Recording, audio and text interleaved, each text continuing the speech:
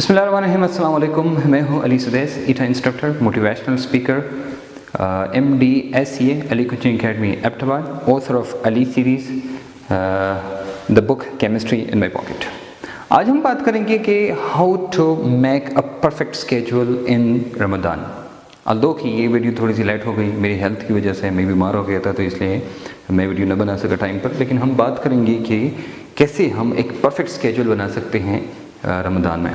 पहली बात आप सुने कि रमज़ान में जब आप टाइम मैनेजमेंट करते हैं तो that is energy management actually. मतलब ये कि आपको पता है कि कुछ टाइम में ऐसा एक टाइम होता है जब आपकी एनर्जी मैक्सिमम होती है, फिर आपकी एनर्जी लो होना शुरू हो जाती है। मतलब यहाँ आपकी एनर्जी है तो एनर्जी आपकी ऐसे ही आना शुरू हो जाती है। पहले आपकी एनर्जी क्या होती है, ज़्यादा होती है, मतलब ऐसे आप आते हैं और एकदम ऐसे शुरू हो जाती है। समझ आइए बात। तो ये जो आपका है ये काफ़ी स्लो, फिर उसके बाद ये एकदम ऐसी हो जाती है। तो आपकी एनर्जी जब यहाँ होती है, ज़्यादा होती है, उस वक्त आपने ज़्यादा स्टडी करनी है। इसका मतलब ये है the time management is actually the energy management in Ramzan. Okay. और दूसरी बात आती है कि sleeping time is very important. कब आपने सोना है और कब आपने स्टडी करनी है। ये टाइम अगर आपने सही यूटिलाइज़ करना है, सही आपने स्टडी करनी है, तो फिर आपने देखना है कि भाई किस टाइम मेरी एनर्जी कम है तो उस वक्त मैंने सोना है, किस वक्त मैं स्टडी अच्छी तरह कर सकता हूँ तो उस वक्त आपने जागे रहना है। अब दो किस्म के लोग होते हैं दुनिया में। एक वो होता है जो मोनोफेजिक होता है और दूसरा वो होता है जो बाईफेजिक या पॉलीफेजिक होता है। अब इसका मतलब क्या है? इसका मतलब ये है कि एक बंदा जब एक दफ़ा सो जाता है तो वो 7 या 8 घंटे सोया रहता है। दूसरा बंदा ऐसा होता है कि जो 4 घंटे सोने के बाद उठता है, फिर रात को फॉर एग्जाम्पल 3-4 घंटा सोया, फिर उसके बाद उठ के काम करता है या जागा रहता है या कुछ देखता है, फिर उसके बाद दिन को फिर सो जाता है। उसको कहते हैं बाईफेजिक। जिसको जहाँ टाइम मिले और सो जाए उसको कहते हैं पॉलीफेजिक। मतलब किसी भी टाइम वो सो जाता है 2 से ज़्यादा दफ़ा। अब अगर आप मोनोफेजिक हैं तो फिर आप अपने आप को देखें कि क्या रात को अगर आप सोएंगे तो फिर आप मोनोफेजिक में आपका टाइम पूरा होता है कि नहीं होता। दूसरी बात, अगर आप मोनोफेजिक हैं और दिन को आप सुबह सवेरे सोते हैं तो कि अब जब सुबह सवेरे सोते हैं ये जो पूरी आपकी एनर्जी फुल होती है उस वक्त आप सोते हैं, तो जब आपकी एनर्जी ख़त्म होने को होती है उस वक्त आप उठेंगे, क्या उस वक्त आप स्टडी कर सकेंगे? नहीं, उस वक्त नहीं कर सकेंगे। इस वक्त इसके लिए आपने क्या करना है? पहली बात ये है कि अगर मोनोफेजिक हैं तो याद रखना, या तो आपने रात को सोना है 9 के बाद, मतलब 9 बजे आप सोएंगे तो 10, 11, 12, 1, 2, अब सिर्फ 5 घंटे आप सो सकेंगे। 3 बजे उठते हैं तो 6 बजे आप सो सकेंगे। लेकिन ये नींद आपके लिए काफ़ी नहीं है, याद रखना। नींद काफ़ी क्यों नहीं है? क्योंकि आपकी बॉडी को कम से कम 7 घंटे के लिए सो जाना चाहिए, 7 घंटे की आराम की ज़रूरत होती है। तो 7 घंटे से 8 घंटे ज़रूरी है। याद रखना, मोनोफेजिक से बाईफेजिक या पॉलीफेजिक बंदा अच्छा होता है, क्योंकि आपकी बॉडी जब काम कर रही होती है उसके बाद उसको रेस्ट चाहिए, rest in the form of sleeping. आपको ये भी पता होगा कि रेस्ट के बाद यानी सोने के बाद, एक तो सोने के साथ आपका इम्यून सिस्टम स्ट्रांग हो जाता है, दूसरी बात यह है कि जो आपकी मेमोरी है वो शार्प हो जाती है। फॉर एग्जांपल आप सोए हैं, सोने के बाद आप उठे हैं, तो जब आप उठते हैं जो आपने याद किया है वो आपकी मेमोरी के अंदर स्टोर हो जाता है, और जब आप उठते हैं उसके बाद आपकी मेमोरी और भी अच्छी होना शुरू हो जाती है। अगर आप बाईफेजिक या पॉलीफेजिक बनना पसंद करते हैं तो ये ज़्यादा बेहतर है। रात को आप 3 या 4 घंटा सोएं, ज़्यादा नहीं। फिर उसके बाद जब उठते हैं उसके बाद सहरी करें, और सहरी के बाद फिर आप स्टडी शुरू करें। सहरी के बाद जब आप स्टडी शुरू करते हैं तो स्टडी के आप देखें कि 10 या 11 बजे तक, ज़्यादा नहीं, 10 या 11 बजे तक आप स्टडी करते हैं, फिर उसके बाद सो जाएं।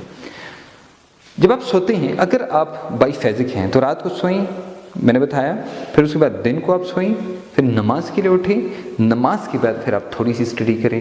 और ये जो आखिरी टाइम है जहाँ आपकी एनर्जी बहुत कम होती है, तो 2 बातें, या तो उस वक्त आप स्टडी न करें, और या अगर स्टडी करनी है तो आप उस वक्त ऐसी सब्जेक्ट स्टडी करें जहाँ आपको कम मेमोरी चाहिए, जैसे उर्दू, इस्लामियात, पाक स्टडी, इंग्लिश, ऐसी स्टडी आप करें जहाँ पर थोड़ी सी कहानियाँ होती हैं। दूसरी बात, साइंस सब्जेक्ट को कैसे डिवाइड करें अगर आप साइंस सब्जेक्ट की स्टडी करनी है, तो याद रखना साइंस सब्जेक्ट में तीन ऐसे हैं, फिजिक्स, केमिस्ट्री एंड बायोलॉजी। ये 3 आपके हैं अगर आप मेडिकल के हैं, फिजिक्स, केमिस्ट्री एंड मैथ अगर आप इंजीनियरिंग के हैं। आपको किस वक्त कौन सा सब्जेक्ट स्टडी करना चाहिए? तो याद रखना, चूँकि केमिस्ट्री है कंसेप्चुअल, केमिस्ट्री है जिसमें कैलकुलेशंस है, केमिस्ट्री है जहाँ पर ट्रिक्स होते हैं, केमिस्ट्री है जहाँ आपको सोचने की ज़रूरत होती है, तो उस वक्त आप केमिस्ट्री रखिए जहाँ पर आपको ज़्यादा आपकी एनर्जी ज़्यादा होती है। मैंने पहले भी कहा, this is not time management, this is actually energy management, energy management. So if you want to manage your energy, so just go and study at the time when you have maximum energy. Maximum energy, तो maximum energy आपकी कब होती है उसको आपने देखना है, number 1. दूसरी बात यह है कि उसके बाद दूसरा सब्जेक्ट आता है आपका, so the most important is biology. अब बायोलॉजी और फिजिक्स में आप चॉइस रखिए. याद रखना, फिजिक्स आपकी पाकिस्तान में, जैसे अगर आप ईटा है, एमडीकैट है, नम्स है, एफएमडीसी है या कोई और कम्पिटिटिव एग्जाम्स है, उनमें सिर्फ और सिर्फ 20% फिजिक्स है. फिजिक्स को आपने बीच में रखना है, बीच में, कि फॉर एग्जांपल आपने उसमें कोई ऐसे चैप्टर्स पढ़ने हैं, वो जो चैप्टर आसान है तो उसको फिर आप आखिर में रखिए. फॉर एग्जांपल आप 1 बजे उठते हैं, उसके बाद जो आपका टाइम है उसमें आप फिजिक्स पढ़ें, या उससे पहले आखिरी टाइम जब आप सोते हैं उससे पहले वाला टाइम जो है उसमें आप फिजिक्स पढ़ें. लेकिन जब आप उठते हैं, फॉर एग्जांपल आप मोनोफेजिक और आप दिन को सोएंगे, तो रात को जैसे आप इफ्तारी करते हैं, इफ्तारी के बाद नमाज़ पढ़ते हैं, थोड़े से जब फ्रेश हो जाते हैं, उस वक्त जब आप इंसान खाना खाता है तो आपने देखा होगा इंसान भारी होता है. उस वक्त आप स्टडी ना करें, बल्कि उस वक्त थोड़ा सा आराम करें. आप बेशक बैठ जाएं, बेशक वॉक करें, बेशक थोड़ी सी एक्सरसाइज करें, बेशक कुछ खाएं पिए वगैरह जो भी करना है. लेकिन एक दफ़ा जब आप बैठ जाते हैं 9 के बाद, फॉर एग्जांपल आप बैठ जाते हैं, फिर आप केमिस्ट्री शुरू करें. केमिस्ट्री कौन सा, फिर आप देखिए कौन सा करना है. तो पहला क्या है, सबसे पहला सब्जेक्ट जो आपने करना है वो है केमिस्ट्री. केमिस्ट्री कब करनी है? केमिस्ट्री तब करनी है जब आपकी क्या होती है, मैक्सिमम एनर्जी होती है. उसके बाद दूसरा सब्जेक्ट जो आपका आता है वो है बायोलॉजी. बायोलॉजी आपको पता है कि द मोस्ट इम्पॉर्टेंट इस टाइम है कि आपको सबसे ज़्यादा टाइम बायोलॉजी को देना चाहिए. अब डिपेंड करता है, कुछ लोग ऐसे हैं जो कि बायोलॉजी बहुत जल्दी पिक करते हैं, कुछ लोग ऐसे हैं जो आराम से पिक करते हैं. तो वो लोग देख सकते हैं भाई कि वो क्या करें. केमिस्ट्री है, तो केमिस्ट्री में मैंने आपको पहले भी कहा कि केमिस्ट्री में चूँकि ट्रिक्स होते हैं, कैलकुलेशंस होती है, या ऐसी चीज़ें होती हैं जिसके लिए आपको माइंड चाहिए. फिजिक्स भी सेम टू सेम है, फिजिक्स में भी, लेकिन फिजिक्स चूँकि सिर्फ और सिर्फ 20% है, 20%, तो आपको 20% के मुताबिक टाइम देना चाहिए, न कि आप इसके मुताबिक, जैसे यहाँ पर 80 MCQs हैं, यहाँ पर 60 MCQs हैं, इसकी तरह टाइम आपने नहीं देना चाहिए. अक्सर बच्चे जो फिजिक्स को ज़्यादा टाइम देते हैं तो आपने देखे होंगे वो रिपीटर बन जाते हैं या डिस्क्वालीफाई करते हैं, क्योंकि बायोलॉजी में आपके 80 MCQs हैं और 80 में 80 करना या 78 करना इतना बड़ा मसला नहीं है. लेकिन फिजिक्स में 40 में से 40 करना, यानी 20% पूरे करना मुश्किल है. इसलिए आपको मैक्सिमम टाइम इधर देना चाहिए और इधर देना चाहिए. अगर आप लोग इन दोनों में से अच्छे मार्क्स ले सकते हैं, फॉर एग्जांपल यहाँ आप कितने ले सकते हैं, फॉर कंसिडर करें 60 में आपने 55 ली और यहाँ पर आपने 80 में से 78 लिए. इसका मतलब ये है कि मैक्सिमम स्कोर आपने किया. इधर आपको 15% से काम चल जाता है, 10% से आपका काम चल जाता है. इसी तरह अगर आप इंग्लिश है आपकी, तो इंग्लिश के 10 या 12 MCQ से आपका काम चल जाता है. इन दोनों को हम मिलाते हैं, ये बन जाएगा 5 2 10 और 13 हो जाएगा, और ये फिर 13 हो जाएगा. इसका मतलब 133 मार्क्स आपके पास आ जाते हैं. 133 आपकी केमिस्ट्री और बायोलॉजी से हो जाते हैं. उसके बाद आपने क्या करना है, उसके बाद आपने अगर 133 है उसको ले जाना है, तो फिजिक्स में आप ऐसा करके 10% रह भी जाए तो कोई मसला नहीं है, मतलब 30 MCQ हो जाते हैं, तो ये 166 हो जाएंगे. कितने हो जाएंगे? 166.